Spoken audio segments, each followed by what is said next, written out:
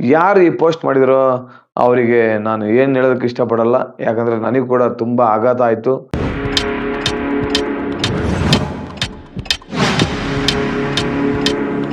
ನಮಸ್ಕಾರ ಸ್ನೇಹಿತರೆ, ನಾನು ಪಬ್ಲಿಕ್ ಟಾಕ್ ಕನ್ನಡ ಯೂಟ್ಯೂಬ್ ಚಾನಲಿಂದ ನಿಮ್ಮ ಪ್ರೀತಿಯ ಜವಳಿ ಕೊಟ್ರೇಶ್. ಸ್ನೇಹಿತರೆ, ನೀವೆಲ್ಲ ನೋಡಿರ್ಬೋದು ಸೋಷಿಯಲ್ ಮೀಡಿಯಾದಲ್ಲಿ ಒಂದು ಸುಳ್ಳು ಸುದ್ದಿ ಹರಿದಾಡ್ತಾ ಇದೆ. ಅದೇನಂದರೆ ದೊಡ್ಡಣ್ಣ ಸರ್ ನಿಧನ. ಅಂದರೆ ನಮ್ಮ ಕನ್ನಡದ ಹಿರಿಯ ನಟರಾದ ದೊಡ್ಡಣ್ಣ ಸರ್ ನಿಧನರಾಗ್ಬಿಟ್ರಾ ಅಂಥೇಳಿ ನೀವು ಒಂದು ಕ್ಷಣ ಗಾಬರಿ ಆಗಿದ್ದು ಉಂಟು ಅಲ್ವೇ? ಹಾಗಾಗಿ ನಾನು ಅದರ ಬಗ್ಗೆ ಒಂದು ಸ್ಪಷ್ಟನೆ ನೀಡಕ್ಕೆ ಹೋಗ್ತೀನಿ. ಅದಕ್ಕೂ ಮೊದಲು ಇದುವರೆಗೂ ಯಾರ್ಯಾರು ನನ್ನ ಪಬ್ಲಿಕ್ ಟಾಕ್ ಕನ್ನಡ ಯೂಟ್ಯೂಬ್ ಚಾನಲ್ನ ಸಬ್ಸ್ಕ್ರೈಬ್ ಮಾಡ್ಕೊಂಡಿಲ್ವೋ ಅವ್ರು ಈಗಲೇ ಹೋಗಿ ಸಬ್ಸ್ಕ್ರೈಬ್ ಮಾಡ್ಕೊಳ್ಳಿ. ಹಾಗೆ ಪಕ್ಕದಲ್ಲಿರೋ ಬೆಲ್ಲೈಕನ್ ಒತ್ಬಿಡಿ, ನನ್ನೆಲ್ಲ ನೋಟಿಫಿಕೇಶನ್ಗಳು ನಿಮಗೆ ತಲುಪುತ್ತೆ ಅಂತ ಹೇಳ್ತಾ, ನೋಡಿ ಸ್ವಾಮಿ, ಒಂದು ಫೇಕ್ ನ್ಯೂಸ್ ಸುಳ್ಳು ಸುದ್ದಿ ಹರಿದಾಡ್ತಾ ಇತ್ತು. ನಾನು ಕೂಡ ಅದನ್ನು ಸ್ಪಷ್ಟನೆ ಮಾಡ್ಕೊಳ್ಳೋಣ ಅಂಥೇಳಿ ನಾನು ಒಂದು ವಿಡಿಯೋಸ್ ನೋಡ್ತಾ ಇದ್ದೆ ಇನ್ಸ್ಟಾಗ್ರಾಮಲ್ಲಿ. ಆವಾಗ ನಮ್ಮ ದೊಡ್ಡಣ್ಣ ಸರ್ ಒಂದು ವಿಡಿಯೋದಲ್ಲಿ ಅವ್ರು ಏನಂತ ಹೇಳಿದ್ದಾರೆ, ನನ್ನ ಬಾಯಲ್ಲಿ ಹೇಳಿದರೆ ಅದು ಸರಿ ಅನ್ಸಲ್ಲ. ನೀವೇ ಒಂದು ನೋಡ್ಕೊಂಬಂದ್ಬಿಡಿ. ಏನು ಮಾಡೋಕ್ಕಾಗಲ್ಲ, ಅವ್ರ ಜೊತೆನೇ ಬದುಕಬೇಕು ನಾವು. ಯಾಕೆಂತೀರಾ, ಭಗ್ನ ಸಂತೋಷಿಗಳು ಅಂತ ಕೆಲವರು ಇರ್ತಾರೆ.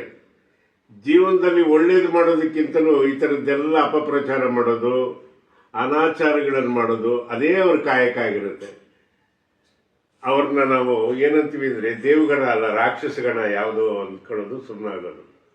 ಹಂಗಂತ ನಾನೇನು ಸುಮ್ಮನೆ ಕೂತಿಲ್ಲ. ಸೈಬರ್ ಕ್ರೈಮ್ಗೆ ಈಗ ಕೊಡ್ತಾ ಇದ್ದೀನಿ, ಹೋಗಿ ಕಂಪ್ಲೇಂಟ್ ಕೊಡ್ತಾ ಇದ್ದೀನಿ. ಯಾಕೆಂದರೆ ಒಬ್ಬರಿಗೆ ಬಿಸಿ ಮುಡಿಸಿದ್ರೆ ಮತ್ತೊಬ್ಬರು ಎಚ್ಚರಿಸ್ಕೊಳ್ತಾರೆ. ಇಂಥದ್ದು ಈ ಥರ ಕನ್ಫರ್ಮ್ ಮಾಡಿದರೆ ಹಾಕೋದು ತುಂಬ ಅಕ್ಷಮ್ಯ ಅಂತ ನನ್ನ ದೃಷ್ಟಿ.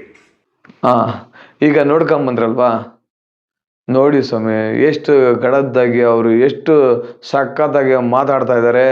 ಅಂಥವ್ರನ್ನ ಹೋಗ್ಬಿಟ್ಟು ನಿಧನರಾಗಿದ್ದಾರೆ ಅಂಥೇಳಿ ನೀವು ಪೋಸ್ಟ್ಗಳು ಮಾಡಿಬಿಟ್ಟಿದ್ದೀರಲ್ಲ, ನಿಮಗೆ ಏನಂತ ಹೇಳಬೇಕು?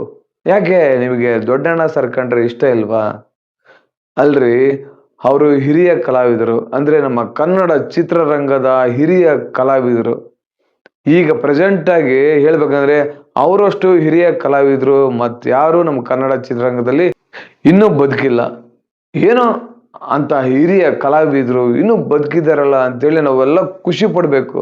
ಅಂಥದ್ರಲ್ಲಿ ಹೋಗ್ಬಿಟ್ಟು ಈ ಥರ ನಿಧನರಾಗಿದ್ದಾರೆ ಅಂಥೇಳಿ ನೀವು ಪೋಸ್ಟ್ಗಳು ಆಗಿಬಿಟ್ರೆ, ಈಗ ಅವರ ಸಂಬಂಧಿಕರು, ಅವರ ರಿಲೇಟಿವ್ಸ್ ಎಲ್ಲ ನೋಡಿ ಎಷ್ಟು ಗಾಬರಿ ಆಗಲ್ಲ?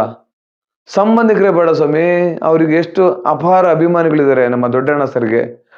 ನಾವೇ ಕೂಡ ಎಷ್ಟು ಗಾಬರಿ ಆಗ್ಬಿಟ್ಟಿವಿ ಗೊತ್ತಾ ನೋಡ್ಬಿಟ್ಟು, ಅಯ್ಯೋ ದೊಡ್ಡಣ್ಣ ಸರ್ ಹೋಗ್ಬಿಟ್ರ ಅಂತೇಳಿ. ಆಮೇಲೆ ನಾನು ಇನ್ಸ್ಟಾಗ್ರಾಮಲ್ಲಿ ಆ ವಿಡಿಯೋ ನೋಡಿದಾಗೆ ನನಗೆ ಸ್ಪಷ್ಟನೆ ಸಿಕ್ತು, ನಮ್ಮ ದೊಡ್ಡಣ್ಣ ಸರ್ಗೆ ಏನೂ ಆಗಿಲ್ಲ, ಚೆನ್ನಾಗೇ ಇದ್ದಾರೆ ಅಂತ. ಹೌದು, ಈ ಥರ ಫೇಕ್ ನ್ಯೂಸ್ ನೀವು ಸೃಷ್ಟಿ ಮಾಡೋದ್ರಿಂದ ನಿಮಗೆ ಏನು ಸಿಕ್ತಂತ, ಏನು ಲಾಭ ಆಯಿತು? ಓಕೆ, ನೀವು ನಮ್ಮ ಕರ್ನಾಟಕದ ಜನತೆನೆಲ್ಲ ಫೂಲ್ ಮಾಡಿದ್ರ? ಫೂಲ್ ಮಾಡೋಕ್ಕೆ ಇದು ಏಪ್ರಿಲ್ ಫೂಲ್ ಅಲ್ಲ ಸ್ವಾಮಿ. ಆದರೆ ನಮ್ಮ ದೊಡ್ಡಣ್ಣ ಸರ್ ಈ ವಿಡಿಯೋದಲ್ಲಿ ಒಂದು ಮಾತು ಹೇಳಿದ್ದಾರೆ, ನನ್ನನ್ನು ಈ ರೀತಿ ಪೋಸ್ಟ್ ಮಾಡಿ ಯಾರು ಹಾಕಿದಾರೋ ಅವ್ರನ್ನ ನಾನು ಸುಮ್ಮನೆ ಬಿಡಲ್ಲ, ಅವರಿಗೆ ನಾನು ತಕ್ಕ ಶಾಸ್ತಿ ಮಾಡಿಸ್ತೀನಿ. ಸೈಬರ್ ಕ್ರೈಮ್ಗೆ ನಾನು ಕಂಪ್ಲೇಂಟ್ ಕೊಟ್ಟಿದ್ದೀನಿ. ಅವ್ರು ಯಾರಂತ ಅತಿ ಶೀಘ್ರದಲ್ಲೇ ನಿಮಗೆಲ್ಲ ಗೊತ್ತಾಗುತ್ತೆ. ಯಾಕೆ ಈ ರೀತಿ ಸುಳ್ಳು ಪೋಸ್ಟ್ ಹಾಕಿದ್ರು ಅಂತೇಳಿ ಅತಿ ಶೀಘ್ರದಲ್ಲೇ ನಾನು ಅದನ್ನು ಸ್ಪಷ್ಟನೆ ನೀಡ್ತೀನಿ. ಅವ್ರು ಯಾರಂತ ಹೇಳಿ ನಾನು ಅತಿ ಶೀಘ್ರದಲ್ಲೇ ನಿಮ್ಮ ಮುಂದೆ ತರ್ತೀನಿ ಅಂತ ನಮ್ಮ ದೊಡ್ಡಣ್ಣ ಸರ್ ಹೇಳಿದ್ದಾರೆ. ನೋಡಿ, ನಮ್ಮ ದೊಡ್ಡಣ್ಣ ಸರ್ ಮಾಡಿರೋ ಸಾಧನೆನ ನಾವು ಎಳ್ಳಷ್ಟು ಮಾಡೋಕ್ಕೆ ಸಾಧ್ಯ ಇಲ್ಲ. ಅಂಥ ಹಿರಿಯ ನಟರಿಗೆ ನಾವು ಗೌರವ ಸಲ್ಲಿಸಬೇಕು, ಗೌರವ ಕೊಡಬೇಕು. ಇತ್ತೀಚೆಗೆ KD ಸಿನಿಮಾ ಬಂತು. ಆ KD ಸಿನಿಮಾದಲ್ಲಿ ಒಂದು ಒಳ್ಳೆ ಪೈಲ್ವಾನ್ ಪಾತ್ರ ನಿಭಾಯಿಸಿದ್ದಾರೆ. ಅದು ಸಂಜಯ್ ದತ್ ಸರ್ಗೆ ಕುಸ್ತಿ ಹೇಳ್ಕೊಡ್ತಾರೆ ಸ್ವಾಮಿ. ಅಂತ ಕ್ಯಾರೆಕ್ಟರ್ ಮಾಡ್ಬೇಕಂದ್ರೆ ನಮ್ಮ ದೊಡ್ಡಣ್ಣ ಸರೇ ಬೇಕು. ಆ ಕ್ಯಾರೆಕ್ಟರ್ನ ಬೇರೆ ಯಾರು ಮಾಡಿದ್ರು ಅದಕ್ಕೆ ಜೀವ ತುಂಬಕ್ಕಾಗ್ತಾ ಇರಲಿಲ್ಲ. ಯಾಕಂದ್ರೆ ಅದು ನಮ್ಮ ದೊಡ್ಡಣ್ಣ ಸರ್ಗೆ ಸೂಕ್ತವಾದ ಕ್ಯಾರೆಕ್ಟರ್ ಅಂತ ಹೇಳೋದಕ್ಕೆ ಇಷ್ಟಪಡ್ತೇನೆ.